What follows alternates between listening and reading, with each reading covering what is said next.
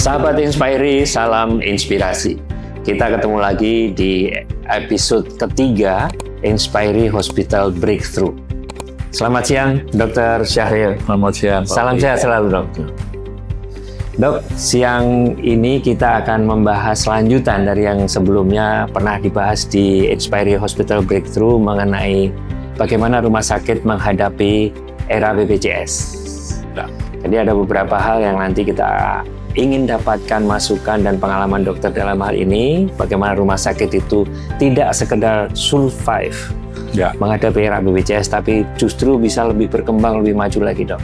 Ada beberapa hal tentunya mengenai bagaimana layanan, bagaimana cash flow-nya, revenue-nya, dan sebagainya, Dok. Monggo silakan, Dok.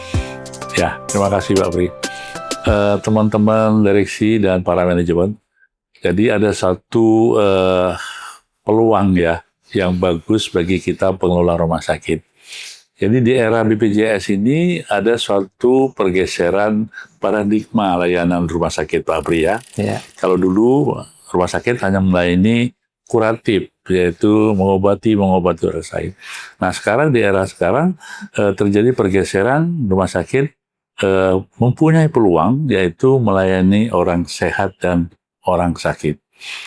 Pak Pri, kita harus memahami bahwa pangsa pasar orang sehat jumlahnya jauh lebih besar dari orang sakit.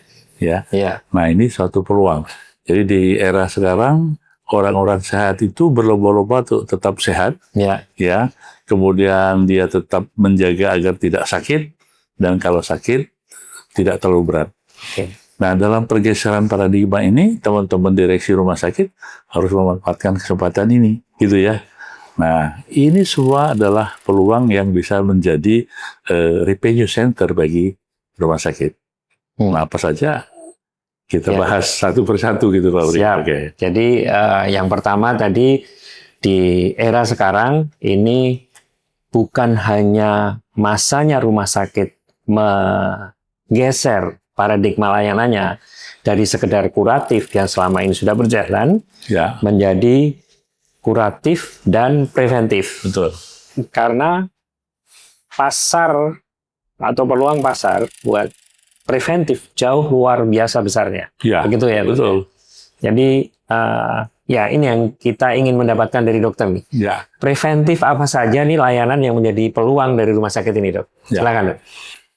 Jadi dasarnya begini, Pak Bri. Jadi sekarang di era maju ini semua orang ingin selalu sehat, menjaga kesehatannya, menjaga kebugarannya agar dia bisa tetap produktif.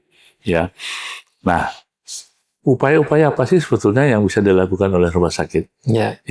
Yang pertama yang paling gampang dan sebetulnya sudah dilakukan sebagian besar rumah sakit yaitu medical check-up. Nah sekarang kita lihat beberapa rumah sakit bukan hanya melakukan general check-up, sekarang udah khusus ada check-up jantung, check-up ginjal, ada check-up macam-macam Pak yang bisa dikembangkan. Nah ini harus dikemas dengan piawai oleh para direksi rumah sakit, dan ini kita tawarkan secara baik kepada masyarakat yang memang kadang-kadang masyarakat nggak tahu apa yang harus diperiksa gitu. Tapi dengan pendekatan kita, Bapak sebaiknya kalau umur sekian dilakukan pemeriksaan ini Kalau sudah ada gejala begini sebaiknya dilakukan begini. Itu medical check-up. Nah itu kalau kita bisa mengemas ini dengan baik, jadi peluang pasar Pak untuk pendapatan rumah sakit. Apalagi kalau masyarakat itu mempunyai asuransi kesehatan yang di-cover oleh jasa asuransi. Jadi yang menarik tadi, Dok, sebetulnya adalah yang selama ini general check-up rutin itu sebetulnya bisa dipecah-pecah dalam beberapa paket-paket dan juga dikembangkan kedalaman dari general check-up tadi ya, Dok ya. Jadi check-up paket tadi dokter sampaikan check-up khusus jantung dan lain sebagainya tentunya. Namanya orang wanita yang umur di atas 30 tahun, 40 tahun, banyak paket medical check-up yang bisa ditawarkan. Mulai dari mame, kemudian dari bagian ginekologi dan seterusnya. Dan ada lagi ya paket macam-macam pemeriksaan estrogen, progesteron, yang semuanya mengarah agar kita mengetahui kondisi tubuh kita. Nah, dengan mengetahui kondisi tubuh itu, kita lebih preventif untuk kehidupan sehari-hari. Ya, untuk mempertahankan daya tahan tubuh, untuk mempertahankan kesehatan, untuk menjaga jangan sampai sakit, jangan sampai sakit yang serius. Tentunya diawali dengan dalam tanda kutip mapping kali ya dok ya. General check up seperti apa sih kondisi sekarang, apa yang harus dihindari, dan itu annually Pak, setiap tahun. Bayangkan kalau ada paket medical check up ini tiap tahun, ya berapa banyak pangsa pasar bagi rumah sakit yang bisa digarap. Itu loh Pak ya, di kantor maupun pribadi, keluarga dan sebagainya. Tinggal kita mengemasnya saja gitu ya, menawarkan kepada masyarakat bahwasanya paket check up ini penting untuk mengemas kesehatan. Dan satu lagi dok, mengembangkan layanannya. Betul. Supaya lebih, mungkin ada clustering ya dok, ada yang premium, ada yang standar dan sebagainya. Iya, betul. Jadi medical check up bisa dikemas tidak hanya berdasarkan paket-paketnya, tetapi juga bisa dikemas berdasarkan layanannya. Ada yang premium mungkin ya dok, ada yang standar dan sebagainya ya. Dan itu tadi dokter menyampaikan juga satu hal yang penting dok, bahwa ini adalah annual. Setiap tahun sudah ada market seperti itu gitu ya. Otomatis akan didapatkan. Sangat menarik dok. Saya kira satu hal dari layanan preventif tadi dokter sudah sampaikan mengenai medical check up yang bisa dipecah, bisa dikembangkan, baik layanannya maupun paket-paketnya. Betul Pak Pri. Jadi kalau teman-teman ini mempunyai strategi yang bagus ya, jadi kita jualannya kan lihat pasar ya Pak ya.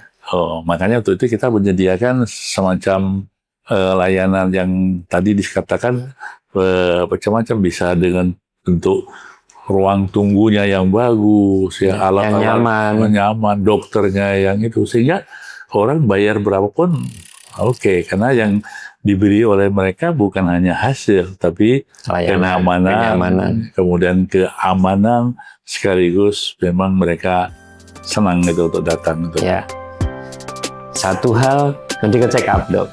Nah tentunya tidak hanya medical check up saja ini mengenai preventif ini. Tadi dokter menyampaikan seberapa besar market dari medical check up aja.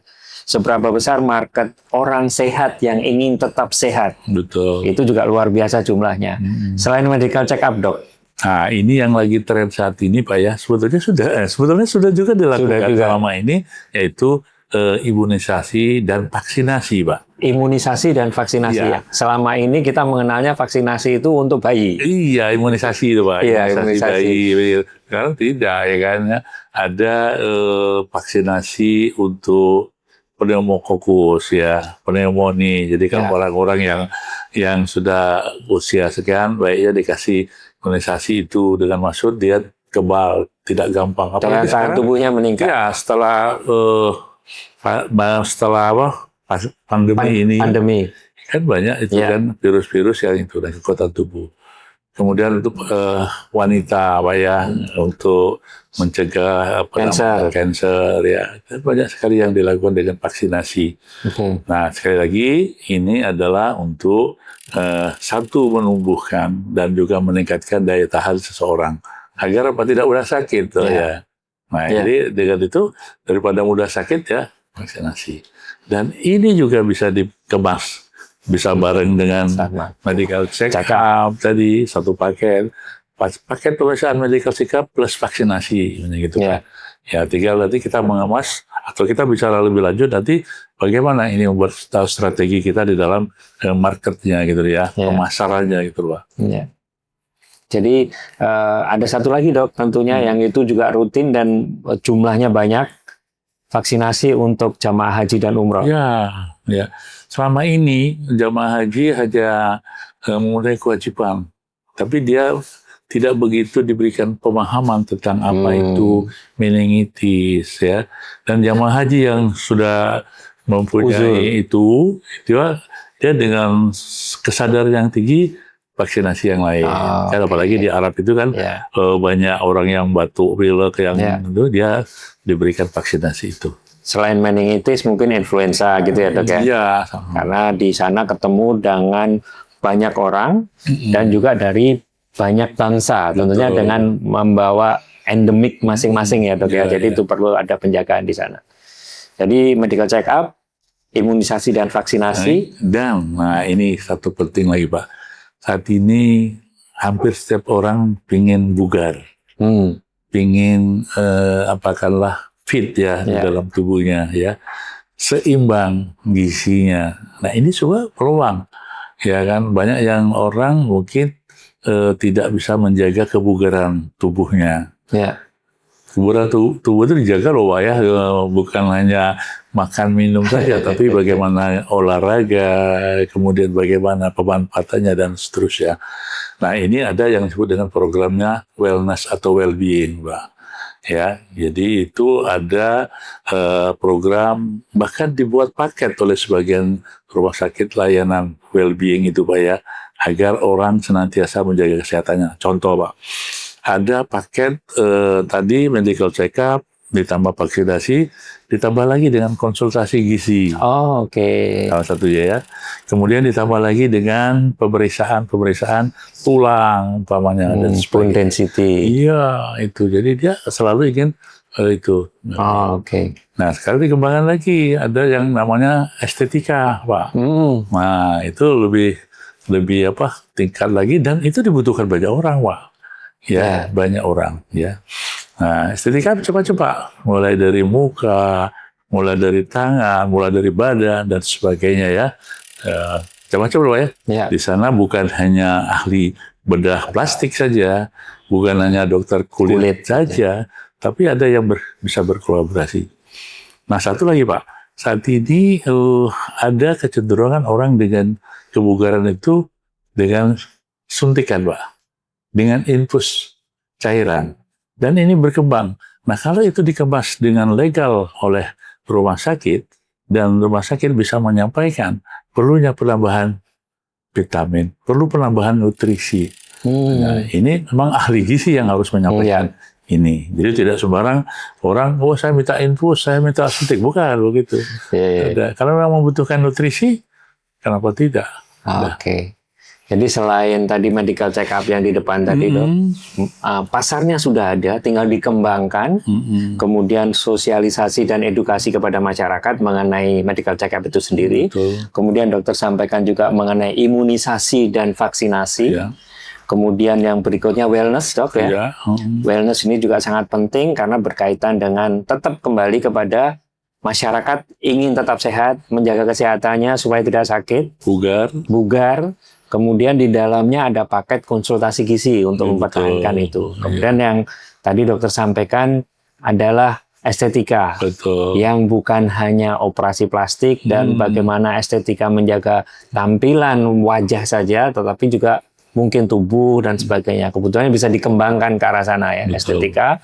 Kemudian yang terakhir tadi setelah estetika tadi apa dok? Gizi. Jadi layanan keseimbangan gizi yang dokter sampaikan di terakhir tadi ada beberapa yang bisa diberikan hanya di rumah sakit dengan infus atau suntik ya dok. Nah ini kenapa gizi ini penting nih Pak? Banyak penyakit ya itu yang bermula atau diawali dengan makan yang tidak sesuai. Tidak benar. Selalu tiap hari makan gorengan gitu loh Pak ya. Hari ini pisang goreng, besok dan seterusnya gitu ya, goreng-gorengan. Kemudian ada yang cenderung makan yang selalu manis bergula tuh Pak. Bertepung, garam. Nah ini harus dimasuki oleh ahli gizi. Bagaimana mengatur tidak kelebihan garam, tidak kelebihan gula, ya, tidak kelebihan tepung dan sebagainya. Nah untuk itu dengan ini akan terbebas atau terhindar penyakit. Ya gitu kan. Terjaga lah. Jadi contoh kita kalau selalu makan yang bertepung gitu ya, kemudian manis, maka akan bisa timbul diabetes di kemudian hari. Ya, hipertensi kalau makan terlalu banyak garam atau asin dan seterusnya ya, bahkan menjadi stroke. Ya, jadi kepentingannya begitu. Ini peluang bagi rumah sakit sebetulnya ya, mengemas ini kemudian disampaikan dengan baik dan menjadi kebutuhan masyarakat. Dan sekali lagi ini sebagai peluang yang bisa digarap oleh rumah sakit. Ya, baik dok. Jadi saya coba ambil benang merahnya gitu. Ya. Yang pertama sambungan dari episode sebelumnya mengenai bagaimana tantangan cash flow terutama di rumah sakit menghadapi era BPJS ini. Dokter menyampaikan tadi rumah sakit harus bisa mengembangkan layanannya, bergeser paradigmanya dari kuratif menjadi preventif dan edukatif. Di samping kuratif tentunya. Di dalam pertanyaan muncul kemudian dok, preventif seperti apa sih yang bisa dikembangkan di rumah sakit ini dalam menjawab tantangan tadi? Dokter tadi menyampaikan di awalnya yang sudah berjalan saat ini adalah medical check-up. Medical check-up yang sudah berjalan saat ini perlu dikembangkan ke dalam paket-paket dan bagaimana menyajikan layanan itu sendiri kepada clustering masing-masing kelas pasien yang datang. Kemudian dokter menyampaikan juga vaksinasi dan imunisasi. Betul. Ini juga menjadi market pasar yang luar biasa buat pasien-pasien yang dalam tanda kutip sehat, tapi ingin tetap menjaga kesehatannya dan meningkatkan vitalitasnya. Betul.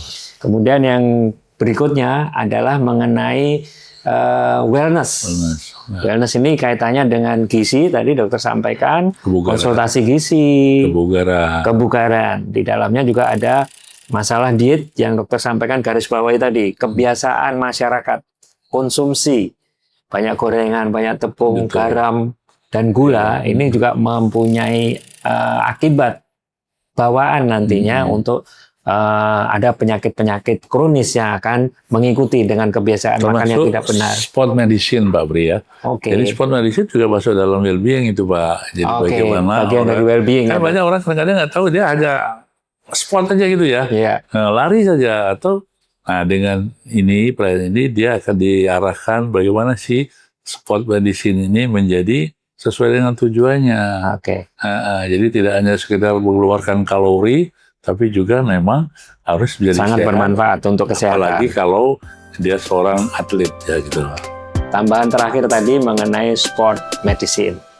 Terima kasih dok. Untuk episode kali ini kita paling tidak sudah mempunyai satu benang merah mengenai bagaimana pergeseran paradigma dari kuratif menjadi kuratif dan preventif. Ada tadi sudah disampaikan oleh Dr. Syahril mengenai beberapa hal yang sangat penting pengembangan layanan di rumah sakit mengenai preventif apa saja dan apa saja yang sebetulnya bisa dikembangkan oleh rumah sakit tersebut dalam menghadapi era BPJS.